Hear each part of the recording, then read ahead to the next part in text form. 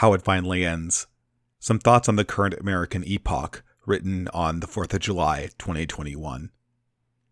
We can't keep living like this. We won't keep living like this. This is as core a certainty as I have at this point. That's the thing that keeps me doing politics in 2021.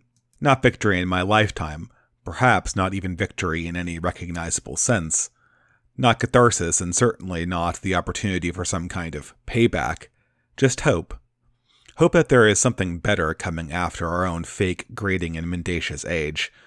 What is that exactly? A new spirituality? A new political promised land? A new philosophical perspective? Something different, at least. After all, everything that can't go on forever will stop, and our own broken global order, ever falling short of its pretended immortality, very much fits this bill. The only question remaining is not when the dawn arrives, for no man may know the hour, but in what direction we need to walk to greet it. As we might expect, there are many answers to this question, but wherever our journey leads us in the search, I suspect that the direction forward is not along the path that leads back towards the American project.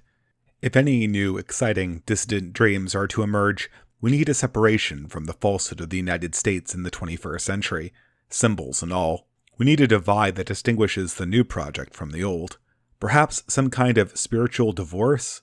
In fact, just such a spiritual divorce has been building for quite some time. But this now needs to move beyond vague implications and move into a mode of lived reality. After all, don't we all know this is coming? Aren't we all sick of living in anticipation of the inevitable? Like the desperate situation of a battered housewife, things need to change. Even if we don't have an escape plan, even if we haven't packed our bags and can't yet head out the door, there needs to be a break. We need to start emotionally divesting ourselves from this abusive situation. People talk about our present time as a period of confusion. After all, who can really explain what happened to this country across the last 10 years? For myself, however, it seems more clear. The tectonic shift, which started in 2013 and reached maturity in 2020, is the end of the old world. It will mark the point in history when we lost our homes, the period when America and Europe ceased to be accommodating to Orthodox Christians, middle-class families, or people of any ethnicity looking to live inside a traditional mode of life. It is clear that the American dream is over. The country has ceased to be what it once was and once promised to be. And what now has America become? Perhaps something different? Perhaps something more forward-looking. That's the line from our leaders anyway, but don't believe it. It's a fiction. The world our progressive leaders want to install over the bones of the old is simply not appearing. Its promises did not manifest for the boomers post-1968, just like its new promises are not manifesting for their children post-2008. Unsurprisingly, in current year, the old leftist vision remains little more than a half-baked pipe dream, long since disbelieved by anyone reasonably cogent and sincere. Its continued fantasy now lives only in the minds of old rich baby boomers humming John Lennon's Imagine, depressed Zoomer nihilists LARPing as communists, and our own global ruling class, ever promising to keep the ship on course and hoping desperately that their mounting debts and contradictions will be resolved by the replacement of humans with artificial intelligence. But for better or worse, none of these sad progressive visions will come to pass. There is no progressive plan for America, no progressive plan for England, no progressive plan for France or for Germany, or for any other place where it reigns. In fact, there is no progressive plan for mankind. We who have followed the false promises of the progressive vision have replaced something with nothing. We have moved from a country designed as a home for some people, admittedly to the exclusion of others, to a country which is the home to no people, a wilderness that only privileges global techno-capital for however long global techno-capital is able to maintain its geographic dominance. A hyperbolic statement? Perhaps, but for those hecklers in the audience, perhaps I can ask a question. Does anyone today, left, right, or center, feel comfortable or happy with the place we call America in 2021? I don't mean people stuck in oblivious innocence or fantasy. I don't mean people who got theirs and don't give a shit about the future. I simply want to know if there is anyone who looks at America as it is and thinks that this is something worthy to pass on to their grandchildren and great-grandchildren after them. Predictably, I don't expect many people to honestly assent. Even our global leaders, The winners of the great scramble for the West can't hide the nervous grimaces that cross their faces every time thoughts of the future interrupt their hurried work to line their pockets with lucre. Everyone knows this system can't last. Well, maybe not everyone, but for the most part, right-wingers know this.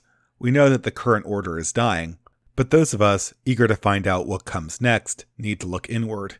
What really needs to die, in an immediate sense, is our own conservative desire to make America great again, or to preserve the old order in peace or in whole. Now, I understand that this is hard. The desire for loyalty is noble, but such unexamined commitment is expensive, not least for the misunderstandings it perpetuates. In the long run, playing the conservative to a dying empire will cost us deeply. But Dave, is that really the step you want to take? To accept our own defeat? To let the West fall into the hands of people who hate it? Is that really what you're asking for? Well, really, I'm just asking for an admission of reality. True enough, at one point in history, the nation, the flag, and the pledge were all shields of family and faith. However, their transformation into tools of state power and the woke cultural revolution is well and truly at hand. If power does anything well, it is co-opting symbols, and the national symbols where we vest our loyalty today will become the instruments of our own destruction tomorrow. What tyranny gives with one hand can be taken away with the other at the time and place that benefits our ruling class. I write this today looking at the farce of American Independence Day 2021. Here in the Golden State we are celebrating, but not in any meaningful way. In my hometown, public gatherings have been canceled because of a disease that nearly everyone is inoculated against. Precautionary principle maybe, but I seem to remember much less effort being mustered to tamp down on the more raucous celebrations a few weeks earlier. Oh, and speaking of Juneteenth, we apparently have 2 Independence Days now. How long do you imagine this redundancy is going to last? Are we really going to celebrate the white Independence Day when there is a black one? And now that you mention it, why are we celebrating America when our trusted media believes that the country's establishment was synonymous with the institution of slavery? If leftists believe that the 1776 Declaration was a veiled defense of African bondage, why are all these progressive boomers putting flags on their lawn and shoving frankfurters down their throats? The writing on the wall could not be more clear. Patriotism is a conditional privilege, something that the ruling class allows us to have, but that they can take away at any time. And why would they take it away? Political expediency, maybe. Removing a prized object is always a good way of antagonizing political enemies in the event of an election. But we shouldn't discount good old-fashioned sadism. After all, this is how the progressive movement operates. It's not enough for them to get what they want. They need their opponents to feel defeated. They need to find an enemy and drive that adversary before them with all the spite their activist spirits can muster. Progressivism isn't about a certain way of doing things. It's about standing triumphant over a vanquished monster. And if no monster is forthcoming, well then, a crisis can be manufactured to draw out all the secret fascists that progressives always knew were there. As always, the order of the day is pure catharsis, to the benefit of no one. And although it's been said many times before, none of this makes sense in the light of the Patriotics Civics 101 understanding of American or Western politics. It makes perfect sense in the light of chimpanzee status game politics. To operate in the former is to operate in a fantasy land. To operate in the latter is to operate in the desert of the real, and grasp the true political crisis of our time. As in all political crises, our problem emerges from a mismatch between the strength demanded by a position of power and the strength manifested by its rulers. At this point, white America, and the power elites who deign to rule them, are weak. Various parties can seize power, they can dominate their political opponents, but they cannot wield power or use it to make good on any of their commitments. America is too big. Its vision is too heavy. Its contradictions are too numerous. The raw political strength required to honestly fulfill its role does not, and perhaps will never, exist. As such, only fools and cynics line up for the task of governing our Leviathan. America may not be the promised land, but it was a land of many promises. In fact, in its initial conception, America was itself a promise. It was a promise of a specific set of negative liberties to a specific set of people in a specific geographic area. Later, this was universalized inside the nation.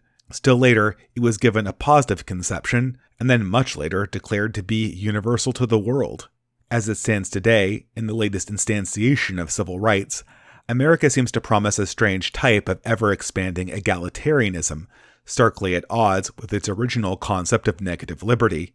In toto, taking all of these claims seriously, it would seem that America promises everything to everyone at all times: liberty and civil rights, freedom and equality, equality under the law and equality of outcome, freedom of association and freedom from discrimination. Does this make sense? Perhaps, but just don't look at the fine print.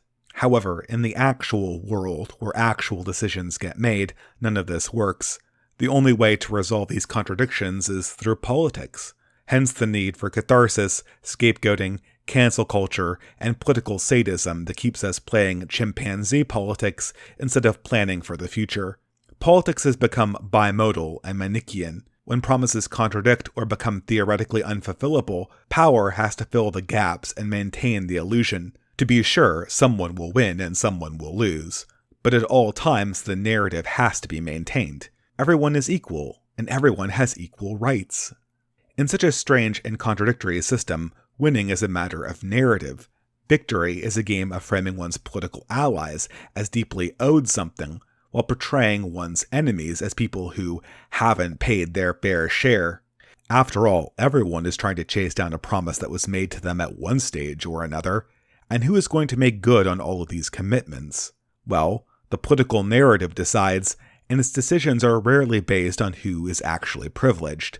That's the only way you get working-class, white rednecks who seem to owe America everything, and multimillionaire celebrity victims who think America owes them big. The 30,000-foot view of this problem is pretty straightforward. America, as it has already done in the financial sector, has set itself up, politically, as the ultimate debtor and the ultimate debt collector. On paper, it looks like it owes everything to itself. In reality, it works quite differently. It turns out that when you work both sides of a bargain, who ultimately owes who what can vary based on political convenience. As such, our leaders have never met an impossible promise they haven't loved. Promising and borrowing are the order of our age, and America has become heavy with debts, both financial and spiritual. And this is where the modern left comes in.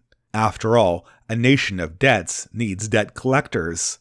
Say, has your conservative neighbor really done everything for the cause of anti-racism? Has he gone the extra mile?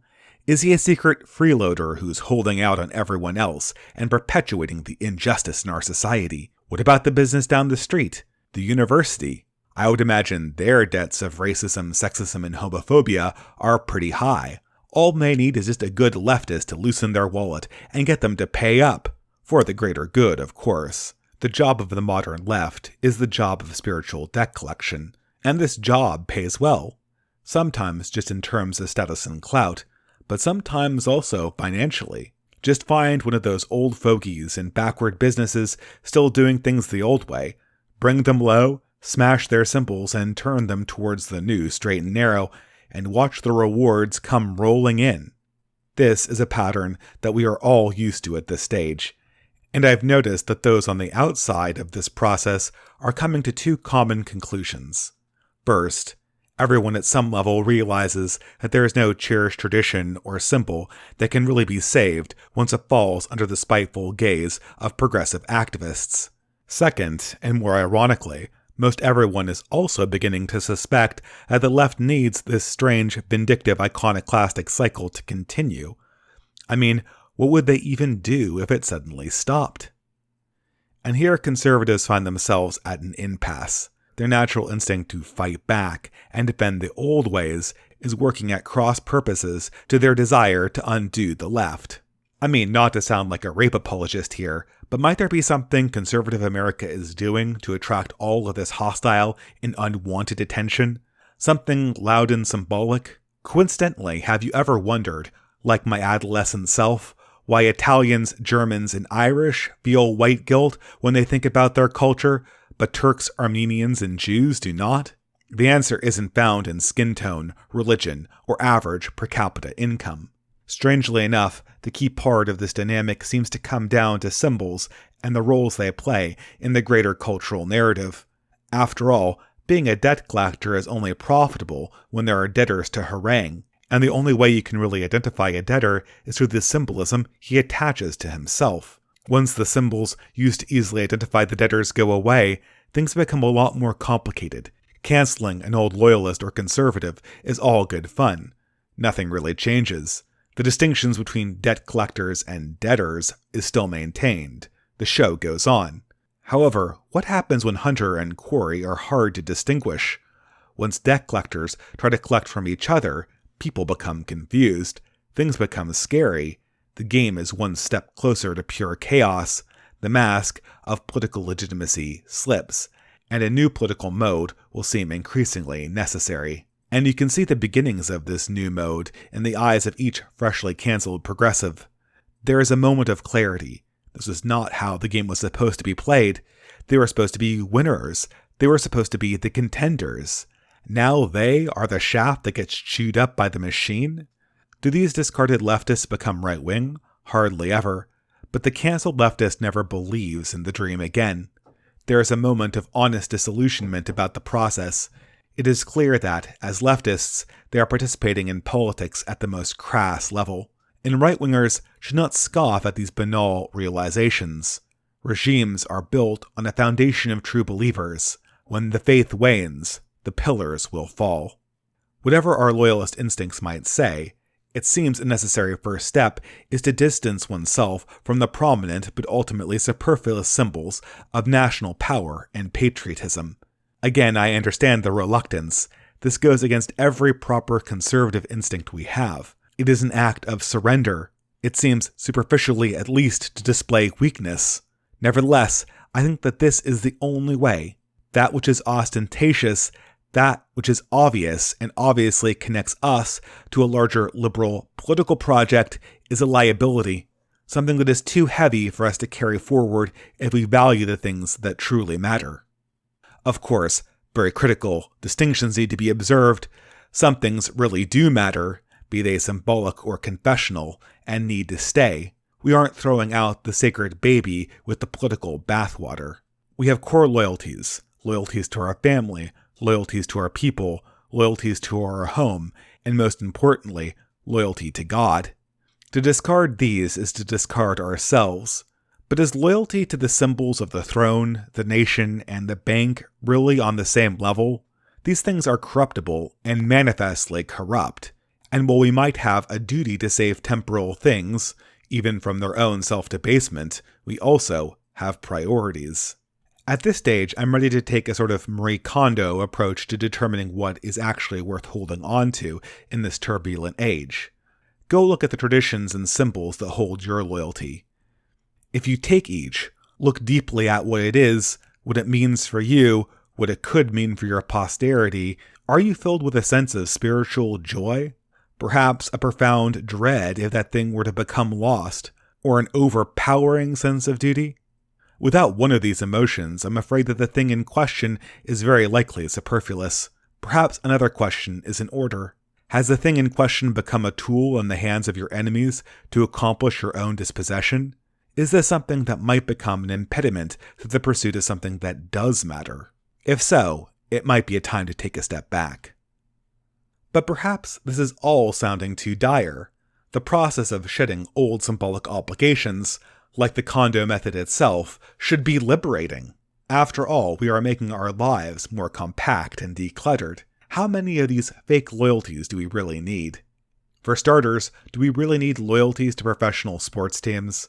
Perhaps this is clear during the summer of the woke Euro Cup and the Olympics, but does anyone think professional spectator sports, international or local, are not some instance of political theater? Is there a major corporate sponsorship that hasn't gone woke? Have we fully implemented BLM prayers to diversity at the beginning of each game? If so, do we stand or kneel during that part of the ceremony? It seems like even the players themselves can't agree. Perhaps they can watch more ESPN to get on message? Alright, but beyond sports, do we really need entertainment based around national pride, Captain America and all that jazz? America! Fuck yeah! Perhaps this is just me being a blue stater, But was this ever cool? I mean, Captain America was cool, but isn't he kind of becoming woke? Was he ever not woke?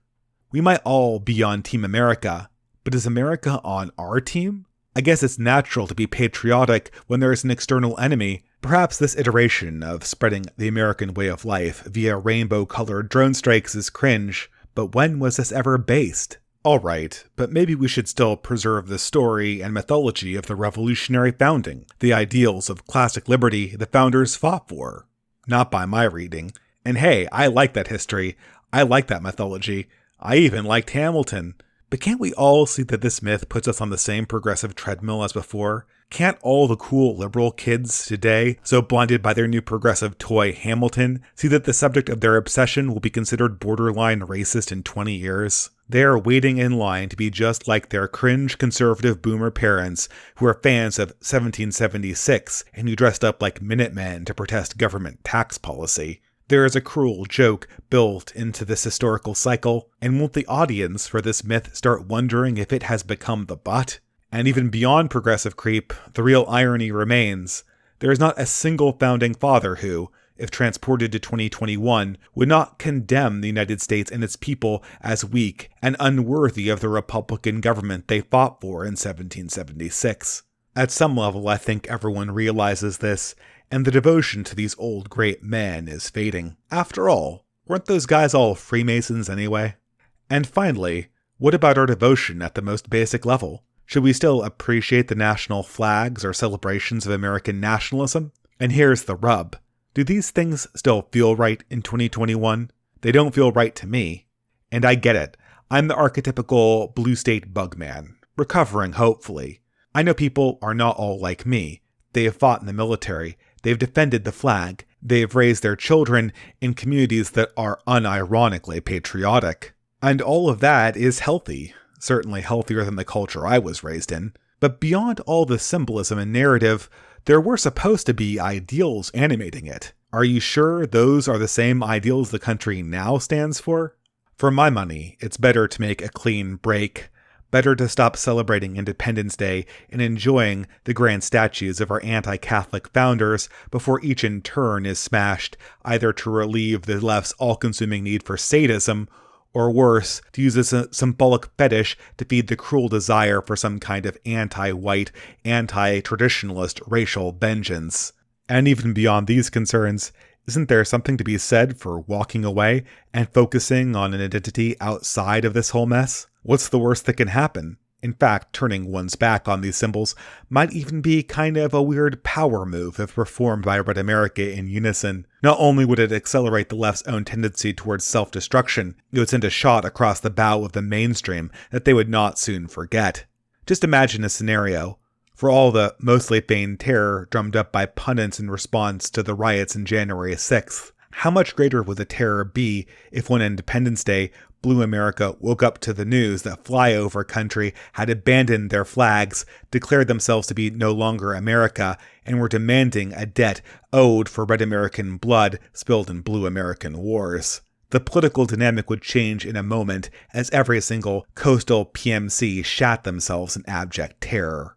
Perhaps it's a bit of a LARP to imagine this happening all at once, and even if the change was immediate, would it destroy the left? Almost certainly not. But it would simplify the impasse where we are stuck at present. By stepping away from symbolic loyalty, we go from a very complicated three-dimensional problem, balancing loyalty, obligation, and strength, to a simpler one-dimensional problem of strength. When one party is ostensibly more loyal and more obligated, the task of sadistic rent-seeking is easy. Who gets to be the groups bled out to obtain payment for America's debt of racism, climate change, and imperialism? Today there is an easy answer to this question because there are groups who profess overt loyalty to the symbols of American normalcy, whiteness, and patriotism. But tomorrow, if things change, the answer might just be whoever is weakest. This is a dark answer to be sure, but more truthful to the reality of politics we are trapped in. And as they say, recognizing a trap is the first step at escaping it. For distance, the immediate question, as always, is how to live in a declining civilization. It's not that things are so desperate. In fact, things are quite comfortable. It's just that it is very hard to actually see a future. It's very hard to understand what role we need to take going forward. Things are too complicated even to imagine. But it turns out that the situation is simpler when you stand back. America is a problem, the decline is a problem, the growing chaos is a problem, but these things are not our problem, not until they are at our doors. The first step to not getting crushed by these inevitable processes is not to step in front of the out-of-control trolley barreling down the hill. Your body is too light to stop it even if you wanted to sacrifice yourself. As in the late Roman Empire, our contemporary issue is one of spiritual overextension. Just as the late Caesars found themselves in possession of an empire of commitments they had little capacity to defend, our pretended obligations spell our doom. In other words, the collapse is occurring because it, in some sense, needs to occur. Because the gravitational force of sadism, mixed with weakness, is too powerful when compared to what remains of our spiritual strength spread across the volume of our commitments. A retraction is natural. It is the only choice, and it is the only thing that might be able to make something new. Like the collapsing of a neutron star, everything will stop moving downward when a new, stronger core is formed inside of the collapse, born out of the combination of more powerful forces concentrated into smaller distances. New life will begin when, after trying and failing to plant our feet on something stable, we find new solidity against the backs of allies we never knew we had. There is no hope for the world that was.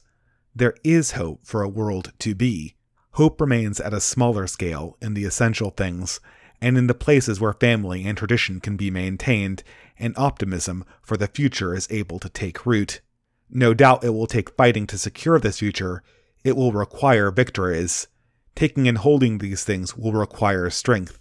But at this time, we have to be honest about the size of the object we can hold before we exhaust our energy fighting for it. The power that we have is small, specific and local. From this base will emerge, however slowly, a process of consolidation, from a large and weaker space towards a smaller, more compact and stronger one. For those on the right, this process of consolidation will naturally involve a struggle to maintain a sense of optimism. Things will return to be sure, but the pain of our present moment is that we must first survive the decline. I understand that many times those on the right see themselves as tragic prophets of a dying age, but is this really how we should perceive our task and our role? Perhaps our generation's purpose is less to mourn what was than to overcome the hollowness of what is, to clear away the dreariness and dross that stand in the way of a new spring. One part of this task will involve removing the old dead symbols that have cluttered our imaginations. Another part will be teaching ourselves not to mourn them. We are, in a sense, as a collective, moving through the stages of grief. Beyond the process of emotionally setting aside dead things, the next task will be to see the world through fresh eyes. There are better things that await us when we move past our denial, depression, and anger.